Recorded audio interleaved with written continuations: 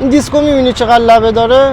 خیلی موقع شده که میری لنت تو عوض میکنی میای میبینی که صدای سود داره یا ترمزت خیلی پایین میگیره با اینکه لنت نو انداختی. میخوام یه روش بهت یاد بدم که این مشکلت کاملا رفع بشه. تنها کاری که باید کنی اینه که لنتی که نو میخری رو با سنگ فرز از بغلاش یک ذره بزنی تا موقعی که روی این لبه میشینه به دیسک گیر نکنه و صدای سود و ترمزت پایین نگیره.